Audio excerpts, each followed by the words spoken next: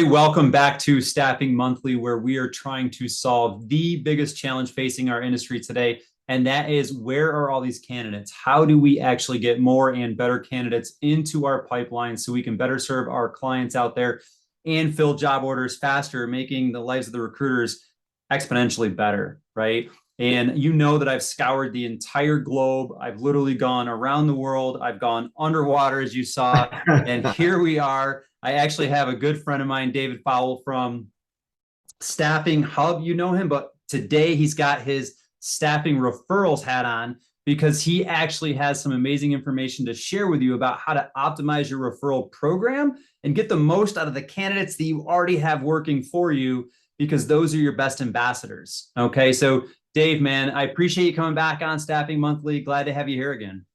Yeah, great to be here. Nice talking with you. Awesome. So you're the guy, and I learned this even more so when we crossed paths at the Aviante Connect conference, which was an amazing event. And I saw how many people were kind of vying for your time and picking your brain. And I thought, I've got to have this guy on the show talking about how to get more and better candidates. So that's our theme. But before we get into it, you've got a story to tell. And I want everyone to listen up. This is an amazing story about a very well-known company in our industry that has accomplished, I guess, the holy grail of candidate acquisition. So I don't want to steal your thunder. So Dave, tell us the story that you were just telling me about. Yeah, so company that you're talking about is Higher Dynamics. We have a case study with them. They engaged with us, I guess it was about 2.5 years ago, and decided that, hey, we really want to push referrals. We know the talent market's tight. It's hard to find qualified candidates. So they came to us, saw, all right, you got this referral software, and they went through a really in-depth process of kind of digging into what the referral program is, and then looking at how do they make it better with the automated referral management software that we offer. The story and kind of the punchline of this, which is awesome, is that in the first 6 months of using our platform, they got more referrals than they'd ever had in their 20-year history. And they actually had more placements from referrals than they did from all of the job boards combined. So they actually made referrals their number one source of new talent instead of job boards. And they just did an amazing job of implementing the platform, and the success shows how impactful it can be when you actually put that in place. Man. And obviously Higher Dynamics is a popular company. Like, a lot of people know them because they're best in class. You know, a lot of people should look to them for what they're doing to kind of figure out how to be in this industry. But talk about some foresight from leadership 2.5 years ago, just kind of thinking, hey, things are tightening. We think they're going to get worse, and we really got to not be as reliant on the job boards. And then to think what's happened with the job boards this year in the labor market, that is, man, that timing, they've got to be, I guess, sitting pretty. You know, so they've got to be thrilled, right? They're probably ecstatic with what they're doing with the referrals. Yeah, well, now they've been acquired by EmployBridge, so things went well. There you go. That's perfect right there. Yeah. So let's dig into this though, because I'm a believer that success leaves clues. So how do we all figure out what they did with a referral program, and how do we take that secret sauce and apply it? So talk to me. How did they really build an effective referral program to the point where they actually got more talent from referrals than anywhere else? How'd that happen? Yeah, they did a few things. So one, referrals were already a huge source for them. I think they might have been number 3 or 4. So they were already getting a lot of referrals. And I think they saw what was going on with Indeed, with the cost per hire, and looking at, and also one of the things that we heard from them, we hear from a lot of agencies, is when you're buying buying resumes or candidates from Indeed or the job boards, you are buying the exact same resumes and applicants that every other staffing agency is. So you are literally getting the same pool of talent, competing with the same resumes. When you go to your referral network, you're actually accessing a pool of talent that is completely unique to your brand. So you're getting something that could be a competitive advantage, and you're finding the people that you're not going to find on job boards. So I think that's the key thing. There's a stat that 84, we did a survey with Staffing Hub, and found that 84% of people found their current job from somewhere other than a job board. And yet staffing agencies are spending on average $112,000 a year on job boards. So yes, job boards work, but there's a lot of other ways to find talent, and referrals is a really good way to find that talent you can't find on the job board. That's just So you just hit me with so many things that I love, because obviously I play more on the sales side. And a lot of times when your prospects ask you, well, why should I do business with you? Right? You have access to all the same people, all the same job boards as any other agency. Why, like, what are you going to do that's different? And like that, just that competitive advantage response would be like, just pretend for a second that I have an amazing database of people. What is it reasonable to think that my amazing database of talent knows other talented people just like them? And if I'm getting more talent from recommendations from people that I've vetted in my database, do you think it's reasonable that I can give you a higher quality talent than what every other one of my competitors, some of your current suppliers, are sourcing through job boards that you could frankly do yourself? Uh, Like, yeah. oh, I mean, absolutely. And the thing is, like, we have customers that have built, we call them brand ambassadors, the people that are referring to you. We have customers that have 10,000 plus brand ambassadors that are out there submitting referrals for them. The thing to think about this is, say you only have 100 people that are on that contract right now. The average person has 1,500, over 1,500 social connections on social media. So when you look at who can you reach through your unique network, it's astounding to think about the number of the candidates that you could find. And the other piece of this is when you think about, you're asking somebody for a referral. Typically, they're only going to come up with 1 to 3 names of the people they know that they're close to that are looking for a job. But when you empower people to share the referral program on social media, you're now accessing their entire social network, and you're able to find people you wouldn't have otherwise. and that's powerful right there. Like the fact, and there's two things in there that I really love about the timing of what you've built at Staffing Referrals. One is the gig economy is blowing up. It's the next thing that is going to eliminate the staffing industry, right? Like it's like we've been through that so many times, Yeah, but yeah, and it, yeah. it won't. It's only going to strengthen it. But now people are more aware of a side hustle, and people like to do things that are a side hustle that are not as time intensive. And if you provide them with like a link or something that they can just share on social media, that is, they don't have to do so much work out there headhunting, being a mini headhunter. They can just share it, source talent for you, and they get credit for it, and they make a little bit of money. So I think that's amazing right there. And you're really leveraging the network effect through that, which is huge, is brilliant. So let's talk about that. So it's automated, because a lot of times when you think about referral programs, you think about asking your candidates, hey, do you know anybody that would be good for this job? And if you tell me somebody's name right now and they work for me for 40 hours or whatever, I'm going to give you $50, right? I think that's kind of the old standard, right? So like what do you do different than that? Like, how is it truly expanded? Yeah, I mean, one of the key things is 78% of staffing firms have some form of referral program in place right now, which is great. And it should be standardized. It should be on your website. You should have bonuses out there. Your recruiters should know about it. It should be a KPI that you have in place.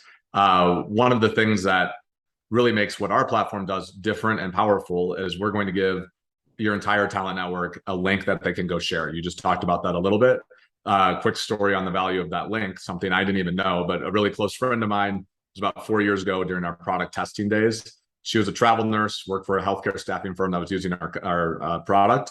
And I asked her, hey, I was like, hey, take this link, share it on Facebook, just see what happens. She posted on Facebook, another ER nurse applied through the link. And I was like, cool, software is doing what it's supposed to do. And then I asked her, I'm like, there's a $500 bonus in the line. Why didn't you refer your friend?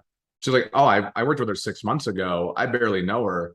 I don't have her email or phone number. We're just Facebook friends. And that's where the light bulb went off in my head. And I was like, oh, by Wow. giving people these links, you're actually accessing passive talent that even if you had asked that candidate 100 times for the referral, the name's never coming up. But by giving these links, you're able to actually reach out into the social network, which is really powerful.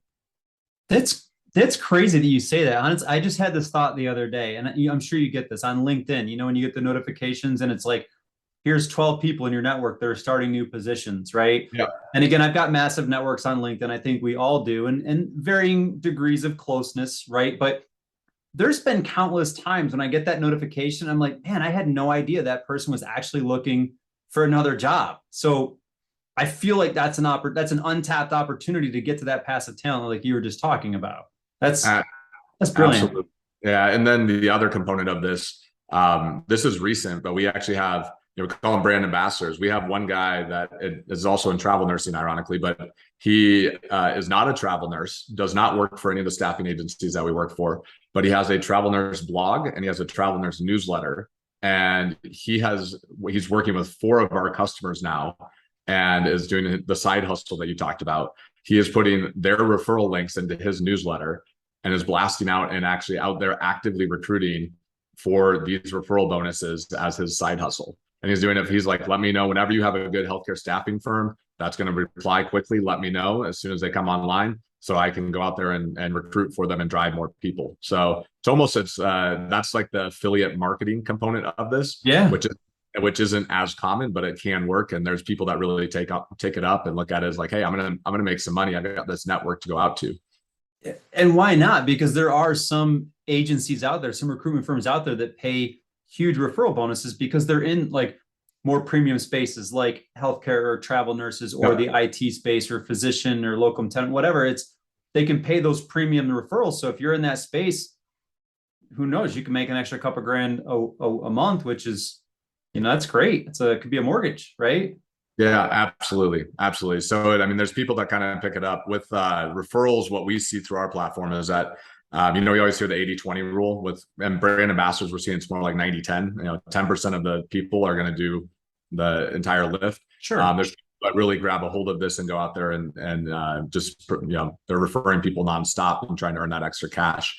One of the things that you asked what Hire Dynamics did, they were unbelievable with change management and getting buy-in from their team, making it something that their rollout was one of the best we've seen. So they came in and said, hey, we've got this referral program, but we're going to take the advice and we're going to shift our referral program from a one-sided bonus to a dual-sided bonus. And what I mean by that is most agencies right now, their referral program, they're saying, all right, if you get a job and you work 100 hours, we'll give you $100.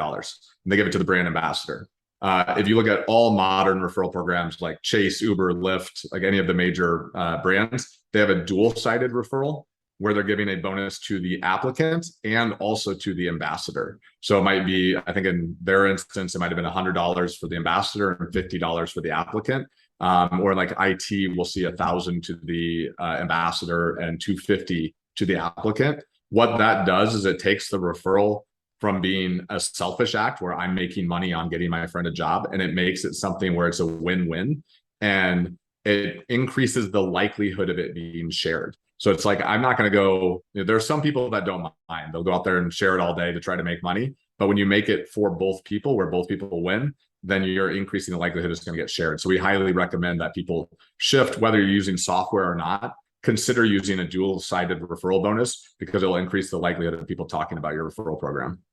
It's smart. I mean, ultimately, that's what Uber did, and they might even be the ones that started it. And that's how Uber scaled. Is they basically, give a ride, get a ride. For referring people to the sign up, create a profile on the platform. And we all know, I mean, Uber is the story that every other software company compares their growth and scale and aspirations to, and it completely disrupted the 100-year-old taxi industry. So they must have grown fast, and I know that they really relied heavily on that dual-sided model. So it makes sense that we should look at that in this industry. Yeah, absolutely. And I think most firms, I think, will be shifting to that just because of the impact that it can have. It does, there's some logistics and tracking and managing that can be harder, but I think it's worth it in the long run in terms of getting more talent. So I want to talk about that. So this next question, I want to kind of separate into two answers, because I don't want this to be all about staffing referral program automation, even though that is considered a best practice. But it's not for everybody. And I know that not everyone has an ATS out there that is equipped. Some people are on legacy ATSs that don't really have all the functionality to run an automated program. So what are some best practices for that group of viewers right now that maybe they have to run a manual referral program? Yeah, I mean, it's if you have a manual referral program, it's look at your stats. It's amazing how many agencies I talk to that don't know what percentage of their placements come from referrals. It can be, I mean, we typically hear anywhere from 15% up to about 60%. But you should know that. You should know what percent of your placements come from referrals, and you should be setting goals around that. You should be talking about it with your recruiters on a regular basis. It should be one of their KPIs is making and tracking the referrals, asking the people who get the most referrals to share their stories on a weekly basis about how they got more referrals, what tactics are they using, what talk track are they using. And it's pretty basic stuff, but it's amazing how many companies like, yeah, we have a lot of referrals that come through. This one person's amazing at it. It's like, all right, well, that every week, have him tell the story about how he's getting there, and make sure that all of your recruiters spend part of their weekly sales call or the weekly recruiting training call talking about what they're doing that's working to drive more referrals. Additionally, I mentioned the dual-sided bonus. Highly recommend that. Another component, get the referral program on your website. It is amazing, and standardize it. Make it so it's a flat fee on both sides. We see a lot of companies go out there and try variable bonuses. Variable bonuses, yeah, it's so hard to track, especially if you're doing it manually. But it's so hard to track. It's so hard to track, but also what that does is like the variable bonus makes sense, right? Like I want to make sure that I'm paying out something that's variable based off of the gross margin I'm driving from this talent. But the thing that it does is as soon as it's variable, how your recruiter is going to talk about it, like getting them to have to understand, it's confusing, and know what to tell the talent they're going to earn. You've made it difficult to communicate about the referral program. So it's really like variable bonuses. There's some companies that do them and they say they work, and we've seen some companies have success with that. The ones that are the most successful, at least through our platform, what we see is it's flat bonuses. And I believe that's tied directly to the ease of communication. Simplicity. It's recruiter knows how to talk about it. Whole team knows how to talk about it. And the ambassador understands exactly what they're getting. This is going to be a really weird tangential, thought here, but it makes me wonder if McDonald's has statistics from when they just had the dollar menu to when they switched to the 3-2-1 deal.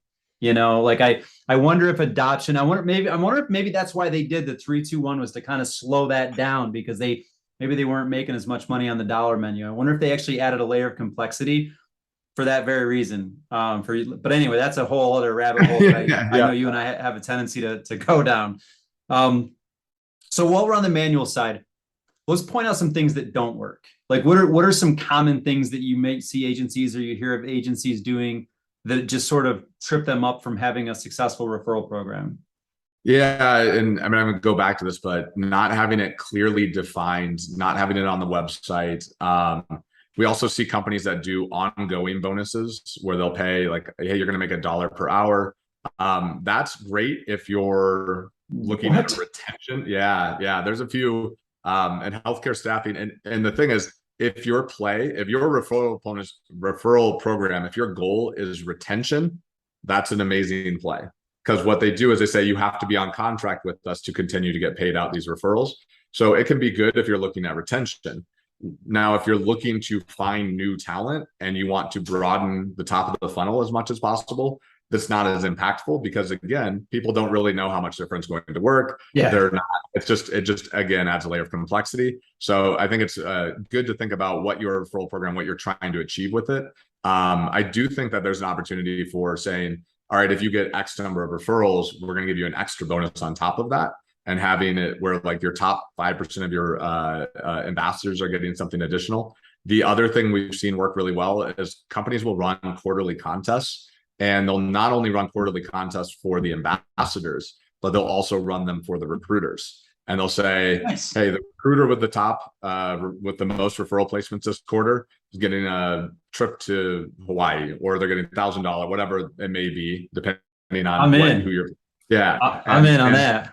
And then we see the same thing on the ambassador front. One of our most successful staffing agencies that's using our platform, what they've done is they do quarterly bonuses, or they do a quarterly rewards to the ambassadors. And so they're letting their ambassadors know who's number one, saying, all right, like if you get the most referral placements, and sometimes people do it on placements. Other times, if they just want more top of the funnel, they'll say, most placements gets an award, most leads gets an award. Yeah. And we're going to do that every quarter. And now you've got people out there competing to be number one, and they're out there recruiting for you on a commission only basis. And they're literally, yeah. Can the ambassador, is there a leaderboard, or the ambassadors can see that?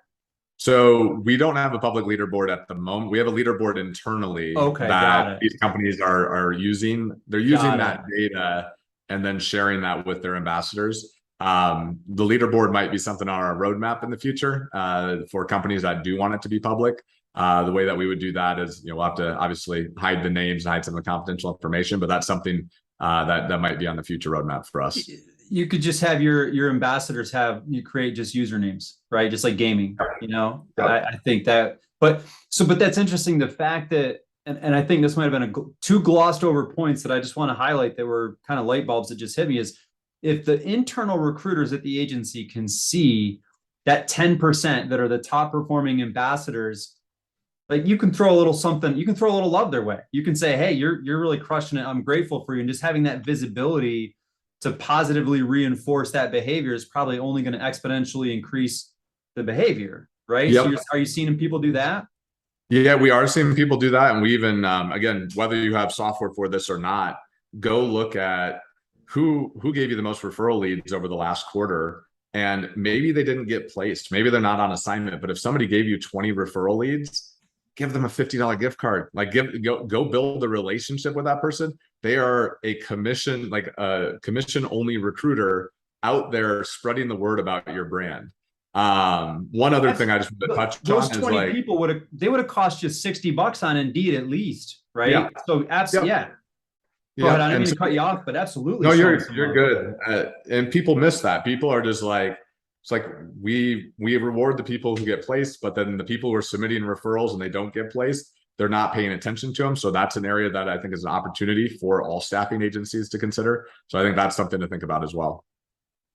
That's huge. And the other one that was sort of glossed over is that I tied the parallels is when I teach sales and I teach the prospecting system, I actually build referrals into the sales tracker. So it's part of the plan. Like you've got to make, calls or emails, like certain, metrics, but then you also have to ask for a certain number of referrals each week. So like that's in there. And the fact that you're saying, hey, bring that kind of concept over to the recruiting side, I think that's smart because what gets measured gets managed, right?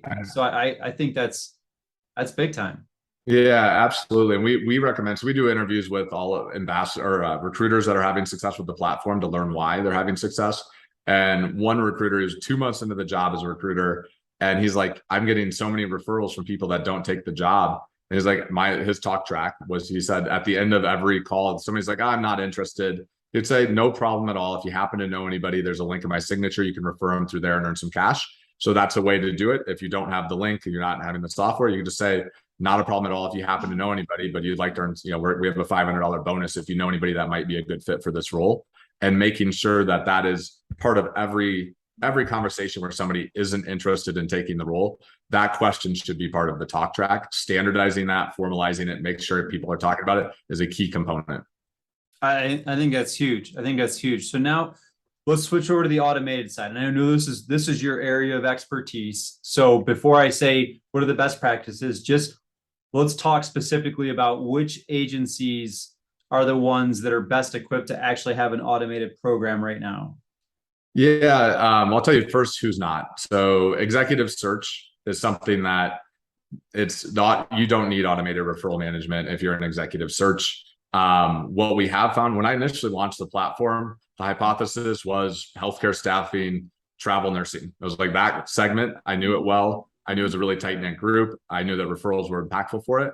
What we've learned over the last 5 years is that if you incentivize referrals and you make it easy to give referrals, you will in fact get more referrals. So the one thing that I would say in terms of who this works well for is you do need to make sure that you have a good reputation. We had an agency that launched with us and wasn't having success. And then I asked what their net promoter score was. And I think it was in the teens. It was very, very low. And it's like, if your reputation isn't great, fix that before you do referrals. Make sure your reputation is where you want it to be and that you that's directly tied to it. In terms of let me just really quick timeout. I know that you and I in the kind of this world, we're familiar with NPS and net promoter score, but just really quickly for people that might not be familiar with what a net promoter score is or how to measure that, just kind of break that down really quickly. Yeah, so net promoter score is the question, how likely is it that you would recommend this business to a friend or a colleague?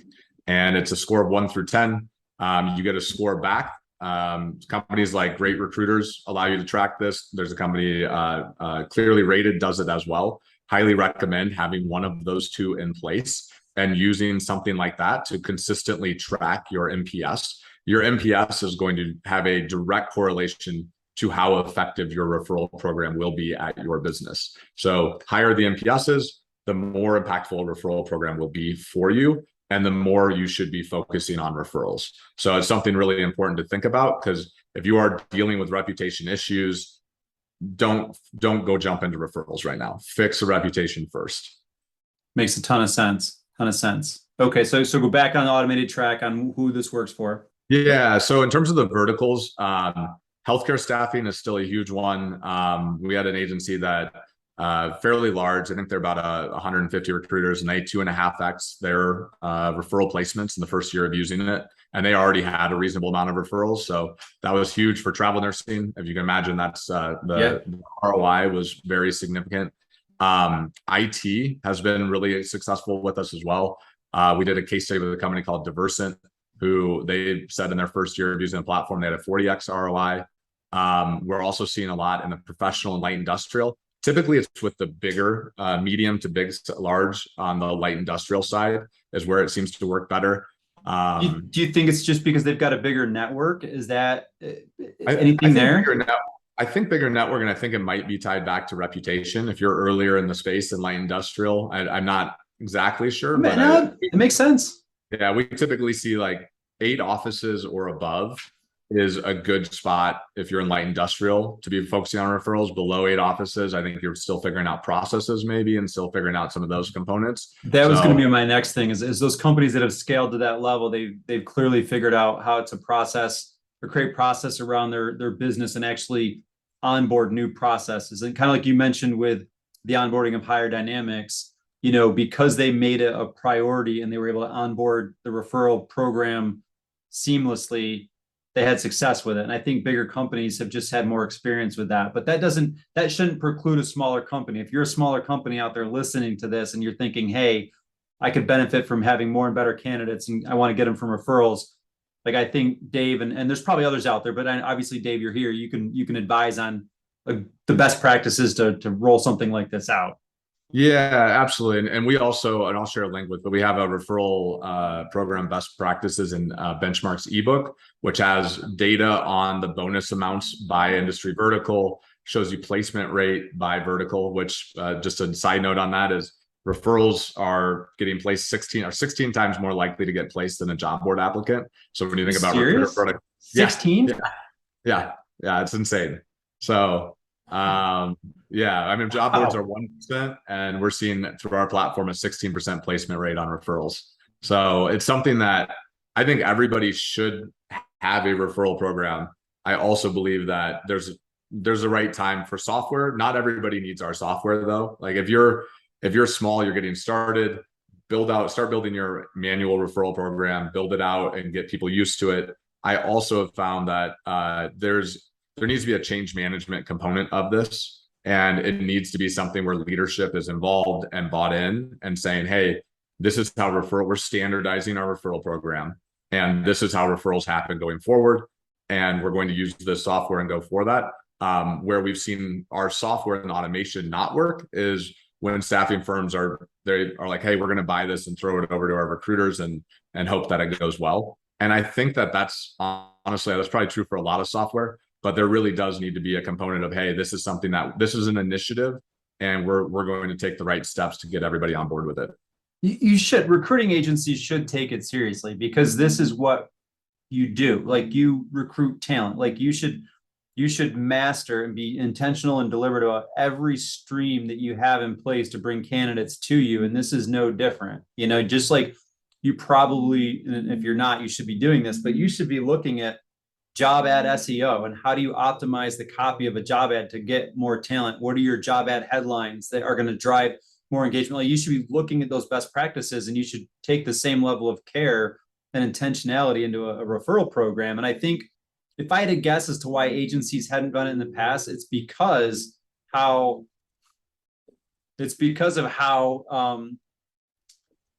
hard they've been to get their arms around, so people treat it kind of like a second rate resource, but now it's not anymore. One thing we hear all the time is like companies are like, oh, well, once a year we do this push on referrals, and they go nuts. And then they die off because we don't have the competition going. We're not talking about it. And it is something that really needs to be a consistent effort, whether you're using software or just doing it manually. This should be a KPI you're talking about weekly with your recruiters, regardless of how you're doing it. And that makes a ton of sense. Like if you're a recruiter, like you wouldn't be like, hey, we're just going to use job boards a little bit right now, and then we're going to take a break from them. Like that would be ludicrous. Like everyone would be like, are you nuts? Like, how do you grow your agency? So you do have to have that same level of discipline, because it's been proven at this point, like Higher Dynamics showed, and they're a big company. They're huge. Yeah. I'm sure they have a monster job ad spend. I'm sure they drive a ton of candidates through job ads, but they've proven that you can get more candidates through your referral program than job ads. So if they can do it at the size and scale they are, really anybody, there's no excuse not to have a referral program, especially now with a tight labor market. And we just had another story, but we had an IT staffing agency. They went live with us in, I think, December, and they were comparing their cost per hire by channel, which another thing, every agency should look at cost per hire by channel. What is the cost per hire for Indeed? What is the cost per hire for LinkedIn? What is the cost per hire for referrals? You should be looking at that and optimizing towards that. This IT staffing agency looked at that for our placements and said it was 50% less than their cost per hire from Indeed, and I think it was like 60% less than their cost per hire from LinkedIn.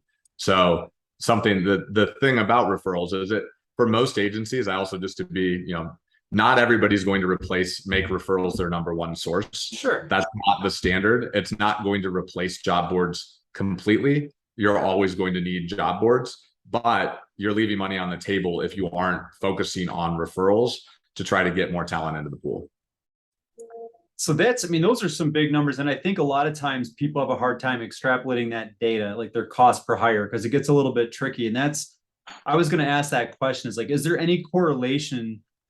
And I know you said you have a link that's going to talk about, your best practices or averages, or like the market for referrals, which I'm going to include on the page here. But do you see any correlation, or have you identified any correlation between what typical job ad spend is? So just if I'm saying, hey, I'm paying $100 per placement on Indeed, do you see agencies saying, oh, I'm going to take that $100, I'm going to put 50-50 on a, double-sided referral program?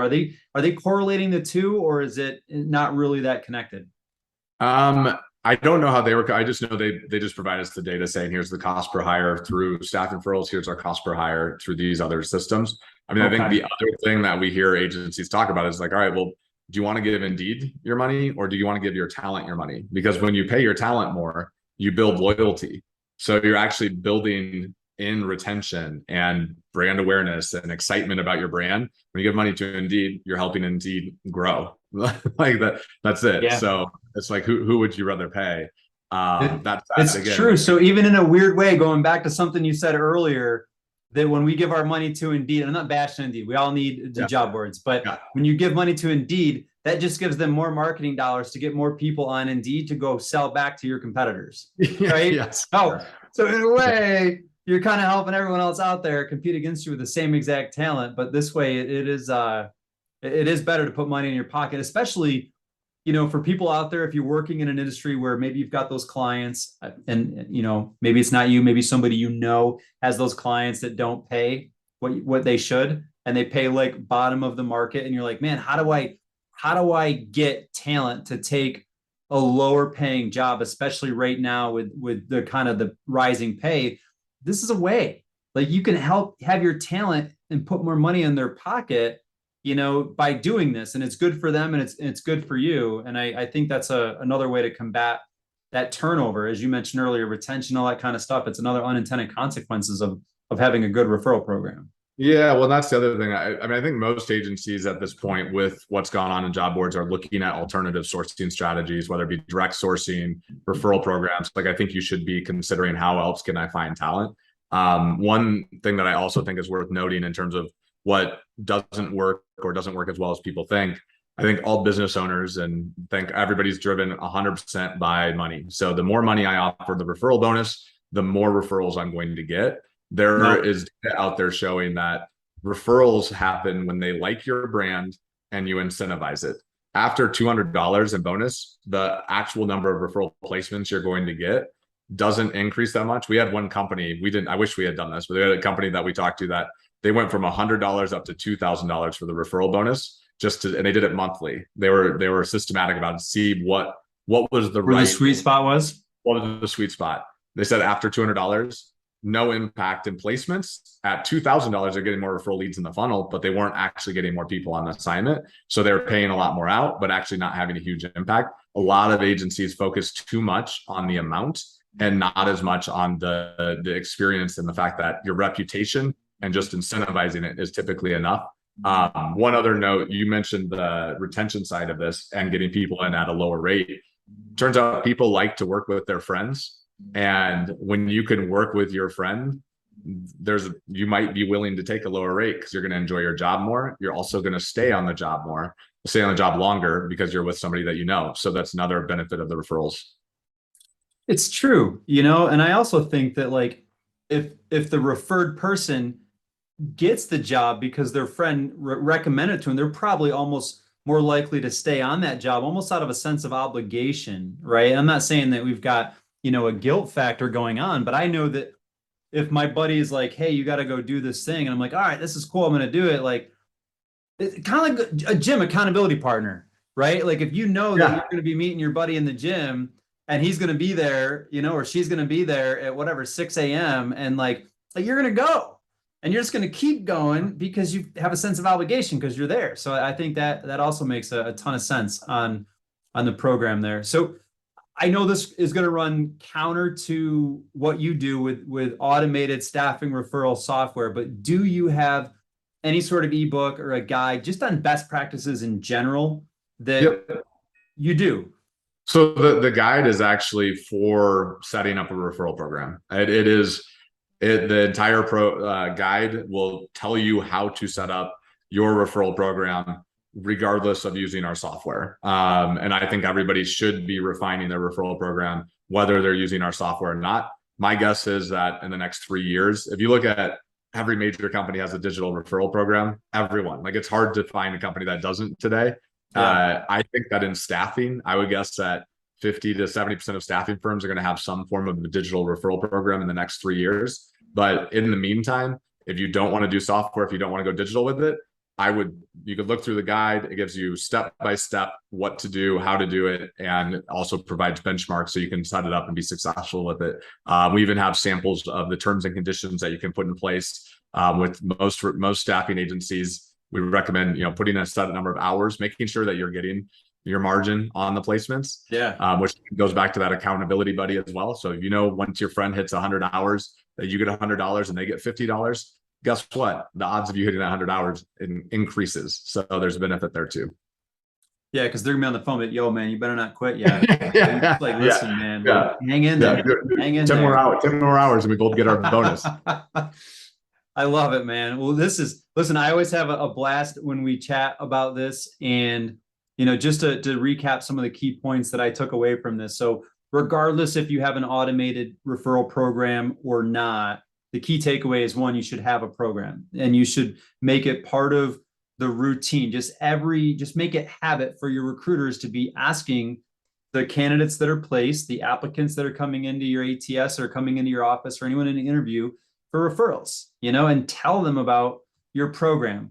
You've mentioned that dual-sided tends to have better performance than a single-sided program. So if you incentivize the person doing the referring and the person being referred after they work a certain number of hours, you're going to have greater success. It increases retention, so some unintended, benefits there that probably weren't, part of the original plan.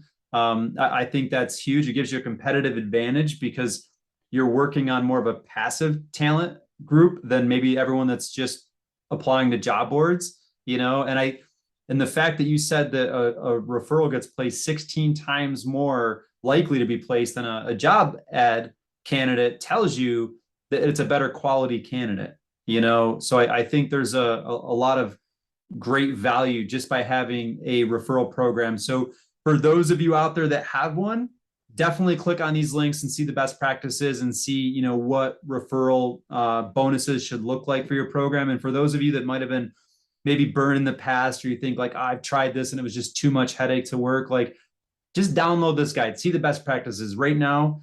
Like there's nothing you shouldn't be willing to try again or do to get more and better talent in your pipeline, because you need it, you know? So I would say really take a look at your referral program and take a page right out of Hire Dynamics. I mean, that's just a huge success story, and it can be true for you too. So did I miss anything, Dave? Is there anything, like any key point that you think that?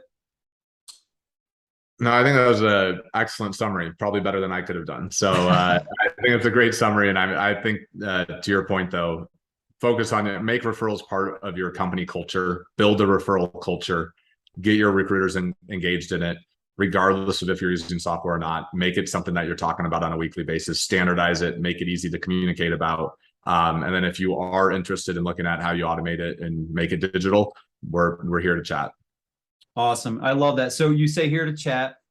What's the best way for them to get a hold of you if they want to learn more about this, best practices, or even using staffing referrals for their automated program? Yep. If you'd like a demo, you can just go to staffingreferrals.com, sign up for a demo directly. We'll also share the link to the referral ebook, so you can get the best practices from that front. If you want to contact me directly, david@staffingreferrals.com. I'd love to have a conversation. Awesome, man. Listen, I am grateful to have you here. I know that you're doing great things in this industry and helping people get more and better talent in their pipeline. I appreciate you sharing your wisdom, and just know that there's going to be another time that I'm going to ask you back because of the value that you provide to our audience, man. So thank you. Nice talking with you, Dan. I always enjoy it.